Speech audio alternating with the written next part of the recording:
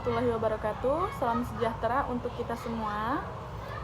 Perkenalkan, nama saya Aisyah dengan NIM nomor 23320036. Saya mahasiswa dari Fakultas Program Studi S1 Ilmu Administrasi Negara, Universitas STIA Balaputra Dewa. Video ini saya buat sebagai bentuk pemenuhan tugas mata kuliah Etika Administrasi Publik dengan topik konflik kepentingan dalam administrasi negara. Halo semuanya, dalam video kali ini saya akan membahas salah satu persoalan yang sering muncul dalam birokrasi pemerintahan, yaitu konflik kepentingan. Meskipun istilah ini terdengar formal, kenyataannya konflik kepentingan sangat sering terjadi di lingkungan administrasi publik, baik yang disadari maupun yang tidak. Pengertian konflik kepentingan. Konflik kepentingan adalah situasi di mana seseorang dalam posisi jabatan publik menghadapi kondisi di mana kepentingan pribadinya atau pihak tertentu bisa memengaruhi keputusan atau tindakannya dalam tugas pemerintahan. Misalnya, seseorang pejabat negara yang ikut campur dalam tender proyek yang diikuti oleh perusahaan milik keluarganya. Secara hukum mungkin belum tentu melanggar, tapi secara etika ini adalah pelanggaran berat. Mengapa ini berbahaya?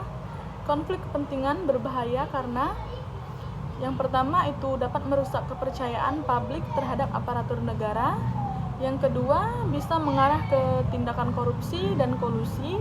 Yang ketiga, menciptakan ketimpangan dalam pelayanan publik. Yang keempat itu mengganggu objektivitas dan profesionalisme dalam pengambilan keputusan. Intinya, kepentingan pribadi tidak boleh mengalahkan kepentingan rakyat. Contoh-contoh kasus konflik kepentingan, misalnya yang pertama itu seorang kepala dinas yang menunjukkan anaknya sebagai konsultan proyek pemerintah.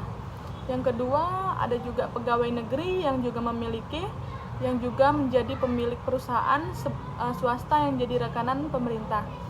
Yang ketiga, atau keputusan kebijakan publik yang dibuat semata-mata untuk menguntungkan kelompok atau partai tertentu. Hal-hal seperti ini bertentangan dengan prinsip etika administrasi negara. Apa solusi dan pencegahannya? Untuk mencegah konflik kepentingan, beberapa langkah yang bisa kalian lakukan. Yang pertama itu, setiap pejabat wajib membuat pernyataan terbuka mengenai kepentingan pribadinya. Yang kedua itu menerapkan transparansi dalam proses pengadaan barang dan jasa. Yang ketiga, adanya pengawasan internal dan eksternal yang aktif. Yang keempat, memberikan sanksi tegas kepada mereka yang terbukti menyalahgunakan kewenangan.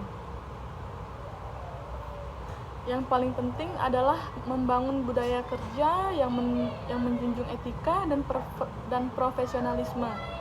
Kesimpulannya, sebagai penutup, konflik kepentingan adalah ancaman serius terhadap etika birokrasi karena mengaburkan batas antara kepentingan pribadi dan publik. Sebagai generasi muda dan calon aparatur negara di masa depan, kita harus sadar dan siap menjaga integritas dengan menghindari situasi seperti ini. Terima kasih sudah nonton, semoga bermanfaat.